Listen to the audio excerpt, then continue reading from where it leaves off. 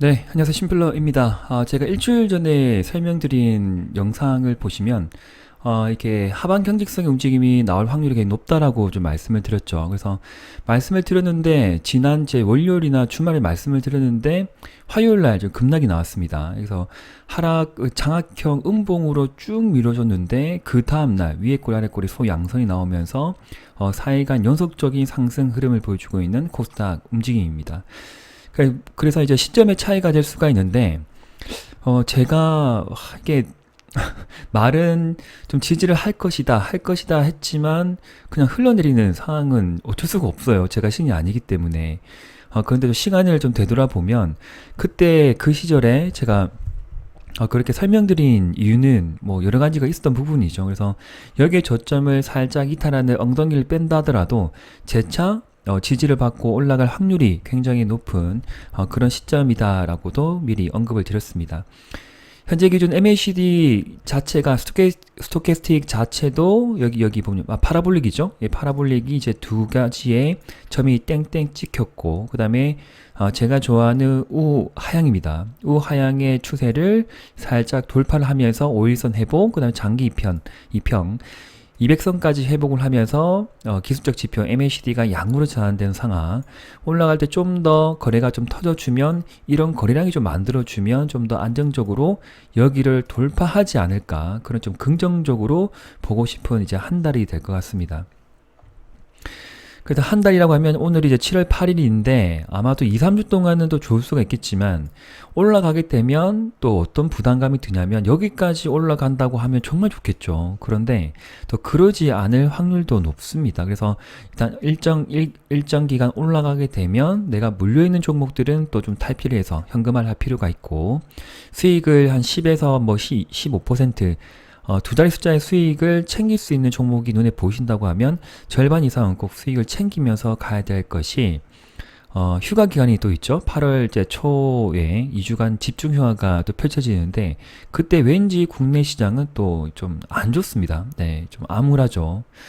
이전에 좀 잘 갈 때, 작년입니다. 잘 갈 때 7월 달에 추가 상승세가 나왔는데 7월 말부터 갑자기 흔들리더니 7월 둘째 주까지 계속 흘러내렸고요. 그죠? 네, 그리고 2022년도를 보면 여기에는 좀 흐름은 괜찮았습니다. 그 앞에 6월과 7월 달에 크게 하락이 나와서 8월 초까지 반등장이 나왔지만 8월 중순부터도 흘러내렸던 그런 시장이었고, 그래서 좀 무더운 날씨가 좀 지속이 되면 시장도 좀 추우면 안 되는데, 왠지 좀 자금이 잘 돌지 않고 올라갈 타이밍에 올라서지 못하는 그런 상황이 연출될 수도 있습니다. 그렇기 때문에 앞서 말씀드렸듯이 추가 상승세를 기대를 하고 긍정적으로 보는 건 좋지만, 여기를 돌파하겠다고 생각하지 마시고 어느 정도 수익 구간에 도달하게 되면 차익 실현을 하면서 시장 흐름에 대응해 본다. 그렇게 좀 짧게 좀 시황 그리고 차트 분석을 좀 해보도록 하겠습니다. 주봉을 본다 하더라도 여기 보시면 오른쪽으로 횡보 등락하는 움직임이 계속 나오고 있죠. 그리고 가능한 이제 아래 꼬리들이 많이 보이고 있습니다. 하반 경직성 움직임을 잘 보여주고 있다는 근거이고, 그래서 추가적으로 돌아서면 여기까지는 충분히 도달할 수 있는 그런 좀 자리들이 만들어져 있다. 거래량만 좀 뒷받침되면 참 좋겠다. 그렇게 추가 설명드립니다.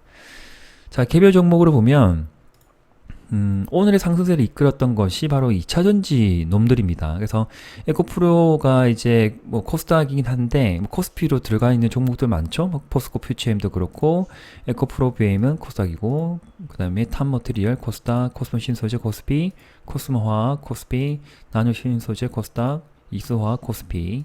자, 이런 섹터에 있는 2차전지의 놈들이 어느 정도 하반 경직성의 움직임을 보여주고 있다는 거죠. 그래서 위에는 200선이 쭉 타고 내려오고 있고, 어느 정도까지는 올라갈 가능성이 높다. 그러면 지수도 함께 올라가지 않을까. 좀 긍정적으로 보겠습니다. 포스코 퓨처엠도 제가 주봉의 저점에서는 매수권이라고 말씀을 드렸고, 신규 매수 추가 매수 네, 차례가 걸렸네요.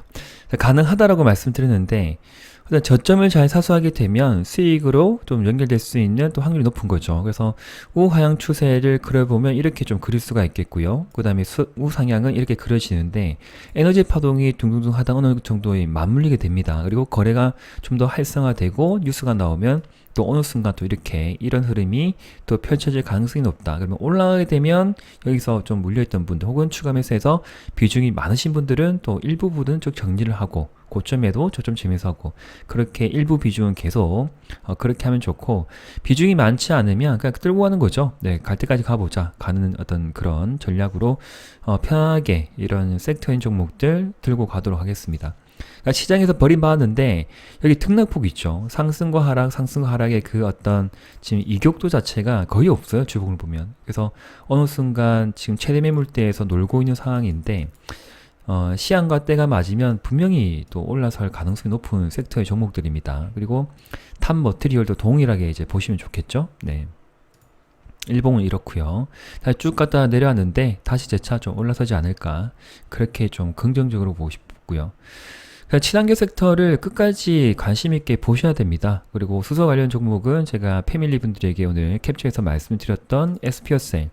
그래서 하반 경직 움직임이 좀 나오고 있어요. 좀 무꼬리 소양선이죠. 꼬리가 없습니다. 꼬리가 없다는 것은 그만큼 시작과 끝이 강했다라고 말씀드리고 거래량 없이 또 이런 깍두기 캔들을 보이는 것이 지속적인 하락 이후에 이런 것들이 보이면 추세 전환의 의미가 굉장히 높다는 것이고 내려간다 하더라도 엉덩이를 깔고 가는 거기 때문에 다시 재차 확률도 저는 높다라고 봅니다. 정답은 아니겠지만 현재는 만약 여기 물려있는 분들은 추가 매수 타이밍이 이제 오고 있는 부분이고요. 신규로 보시는 분들은 여기 14,000원 손절가를 잡고 싶으신 분들은 14,000원 손절가를 잡고 들어가시면 되지 않을까 그렇게 말씀을 좀 드립니다.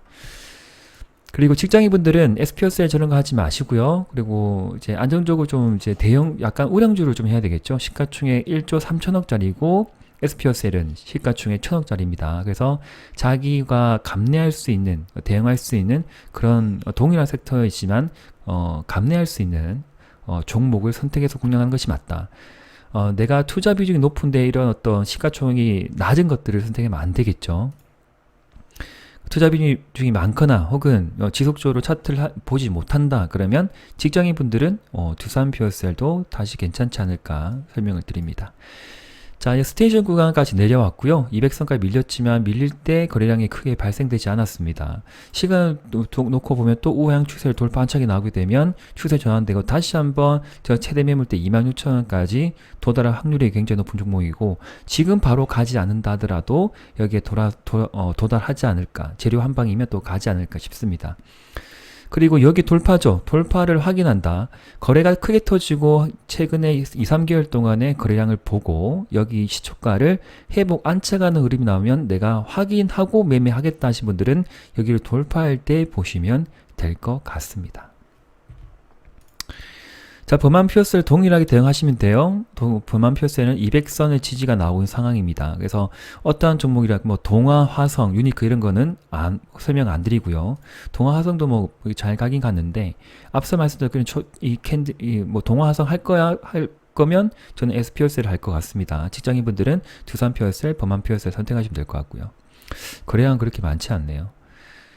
그 다음에 이제 추가로 급등이 나온 것이 체코 원전 수주 기대감 때문에 두산 에너빌리티 원전주가 추가적인 이제 그냥 급등이 좀 나오고 있어요. 한전산업도 그렇고 G2파워 그 다음에 우리기술 이렇게 좀 가고 있는데 제공약을 할 것 같으면 G2파워의 200선 기준으로 매매를 좀 보시면 좋지 않을까 생각을 하고요. 두산 에너빌리티는 잘 모르겠습니다. 네, 일정 제가 이게 전략 매도 의견 드렸던 종목인데 그냥 한 번 더 지금 피크를 세우고 있어요. 그래서 가진 자 영역이기 때문에 신규 매수는 절대로 의견 드릴 생각이 없습니다. 네, 그런 부분 참고하시고 올라가면 올라가는 대로 뭐 소량의 비중을 가지고 계신 분이라고 하면 끝까지 한번 붙들어 매고 들고 가시고 만약에 크게 밀린다 그러면 추가 매수하겠다 라고 생각을 하면 좋겠죠. 고점과 저점은 그 누구도 잡을 수가 없습니다. 네, 정답도 없고요. 자, 그리고 마지막으로 로봇주 다시 설명을 드리는데 뉴로메카가 좀 뉴스가 좀 나오고 있죠. 그래서 관련 어떤 뉴스에 대해서 계속 이제 모니터링 좀 하셔야 됩니다. 그래서 현대 쪽이랑 뭐 했었는데 조선업계 진출을 좀 하고 있죠. 그래서 이런 뭐 로봇을 어떤 자동화 설비, 현대, 사모 뭐 이런데 뭐 이것저것 뭐 하는 것 같은데 뭐 중공업 쪽에도 로봇이 당연히 해야 될 일들이 되게 많을 거라 봅니다. 위험 구간도 많고, 그 다음에 작업 어떤 그 손발이 많이 필요한 곳이기 때문에, 교촌치킨도 뭐 공급 확대를 좀 하고 있네요. 그래서 외형 성장은 그렇게 지금 뭐 두드러지게 나오고 있지 않지만, 어느 정도 차트적으로 보면 바닥을 좀 다져가는 상황입니다. 그래서 신규 매수 가능하고요. 손절가 없이 말씀을 드립니다. 만약에 손절가 잡는다고 하면 여기 하방 경직 움직이 나왔던 3만원 이탈하게 되면 매도를 좀 해야 되겠죠. 손절가를 잡는다고 하면 손절가 없이 들어가겠다 하면 사고 밀리게 되면 다시 추매를 하는 부분이죠. 흐름을 보고. 그래서 어느 정도까지는 좀 올라서지 않을까. 최대 매물대는 여기 있어요. 네, 여기 있습니다. 120으로 보면. 121로 봐도 여기 있고, 그래서 언제든지 급등이 나오면 이렇게 좀 도달할 수 있는 종목이다 생각하기 때문에 포기하지 않고 손절하지 않고 저는 패밀리 분들에게 추가 매수 타이밍만 잘 잡아가고요. 신규도 괜찮고요. 끌고 가보겠습니다. 급등이 나오면, 이런 급등이 나오면 매도를 하는 거예요. 급등 나오지 않으면 관망입니다. 자, 다른 로봇주들도 흐름을 좀 같이 챙겨 보시고요. 대부 마그네틱 같은 경우에 이제 거래가 좀 터지고 있죠. 그래서 일정 기간, 많은 기간 동안 이제 하락을 하고 여기서 쌍바닥으로 좀 전북대를 올리고 있는데 포기하지 마시고 끝까지 이제 지켜보시면서 평단가 부분까지 잘 좀 오랜 기간이 있지만 지켜보셨으면 하는 종목입니다. 그리고 댓글에 남겨주신 분들 이제 ITM 반도체가 좀 있었고, 그 다음에 슈어소프트 테크 제가 잘 모르는 종목인데 일단 봐드리고, 넷마블 64,400원 이 세 가지 종목 좀 언급드리고 오늘 영상 좀 마무리할게요. 오늘 댓글에도 이제 한 뭐 두세 분 정도 궁금한 종목이 있으시면 언제든지 남겨주시면 제가 진짜 뭐 깜빡깜빡 잘하는데 요즘에 정신이 너무 없어가지고요. 그래서 가능한 뭐 일주일 안으로 분석을 해서 영상 남겨드리도록 하겠습니다. 자, ITM 반도체는 저는 뭐 차트쟁이기 때문에 차트 기준으로 좀 말씀을 드릴게요. 좀 길게 좀 보면 거래가 터지는 것이 2023년도 11월 달인데 항상 체크해야 될 것이 여기 시초가입니다. 시초가, 그 다음에 중심선, 그 다음에 여기는 갭상이 올라갔죠. 갭상했던 여기 라인들. 그러면 중심선이 잠깐만 잘못 그려져 있네. 이쪽에 체크해야 되는데. 이 종목이 1파, 2파가 나왔는데 여기서 꼬리가 계속 만들어지고 여기 고점 부근이잖아요. 그러면 분명히 정리를 하셔야 돼요. 정리하지 않으면 이게 밀립니다. 밀릴 때 가만히 있으면 내가 매수했던 그 가격대까지도 올 수가 있고, 만약 이럴 때 샀으면 참 좋은데 이럴 때 아마 매수 안 하셨을 것 같아요. 그래서 어느 때 제가 매수 시점을 모르겠지만 항상 이 구간은 매도 시점을 보는 부분이고요. 현재 구간은 매도 관망입니다. 어떻게 할 도리가 없습니다.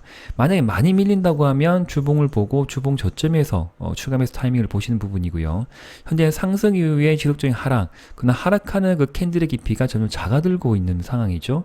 그리고 MACD가 줄어들고 있는데 어느 정도 기간 조정은 발생이 될 수 있겠지만 언제든지 급등이 그 테마주이기 때문에 언제든지 급등이 나오면 바로 그냥 매도 의견 드립니다. 최대 매물대가 여기고요. 24,000원, 그 다음에 여기기 때문에 한 방에 뚫기 힘들어요. 그래서 만약 급등이 나온다 그러면 바로 그냥 매도하고 현금 보유 의견 드립니다.